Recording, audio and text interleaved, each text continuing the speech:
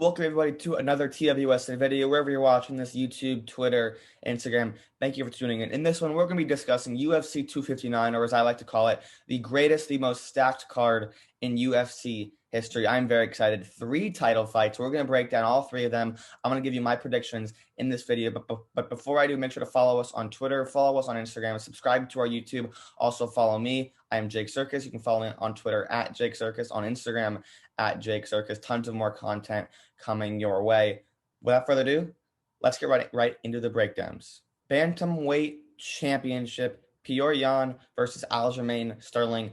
I think the most interesting title fight of the 3. This fight really could go either way because there's a lot to like with Germain Sterling. Obviously, Jan is the champion. He's amazing. But this fight could go multiple ways. The way that their styles mix just creates a very intriguing matchup in general. In terms of style, Jan is more of a boxer. Sterling is a grappler. Sterling loves takedowns. Not great strike-wise, but he has developed more in his striking than Jan has as a wrestler in the past.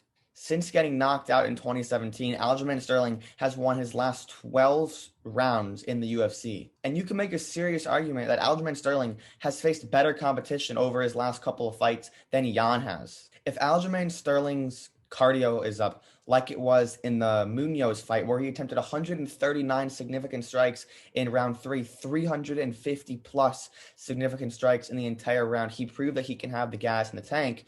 I think he can get this done because you know, like I said, he's going to try to take this fight to the ground, but he's also more built for stand up than Jan is to fight on the ground.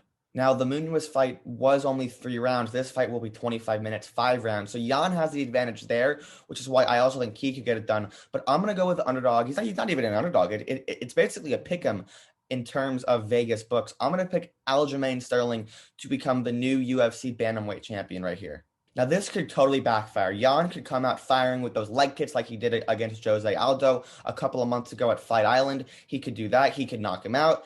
But if Aljamain Sterling starts off hot, if he wins the first round, gets a couple takedowns, dominates the ground, this is Sterling's fight to lose, in my opinion. All it takes is Jan to make one mistake, get on his back on the ground. The fight is over. Sterling's way too good. He's way too talented. I think he's a better fighter than Jose Aldo, per se. Probably. It's close, but Aljamain Sterling's one of the hottest fighters in the UFC. He's won his last 12 rounds, a ton of momentum. Jan's first title defense. This is a very interesting fight, but I'm going to go with the challenger here, Aljamain Sterling, to become the new UFC bantamweight champion.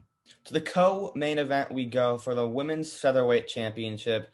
The current champion, Amanda Nunes, versus the challenger, Megan Anderson. Now, Nunes is unquestionably the female GOAT, and as a minus 1,100 favorite, the books are certainly giving her all of the credit that she deserves. She's as well-rounded as they come. She's got her speed, her power, her ground game that put her pretty much at a tier of her own. Now, Megan Anderson's interesting because she's long and she's a southpaw, and Nunes has proved that she's a little bit iffy when she's facing the southpaws.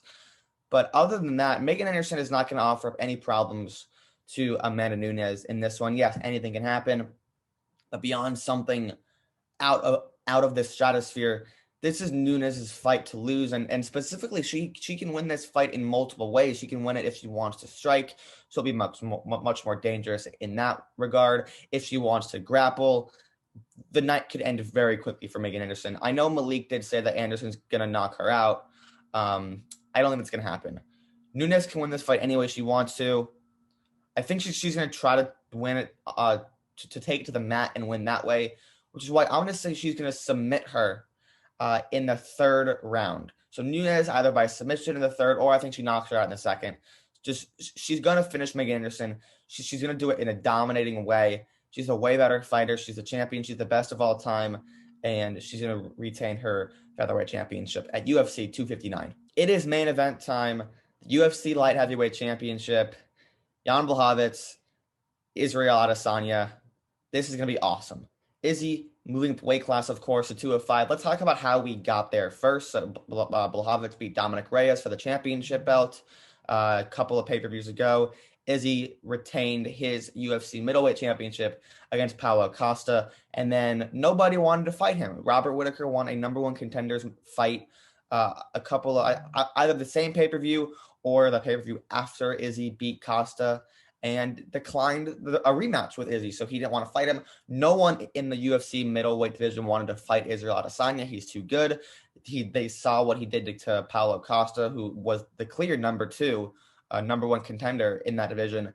And everybody didn't want to fight him. Nobody wanted to fight Izzy, force him to move up, because obviously Izzy wants to fight. He's not taking any extra days off or any extra time off.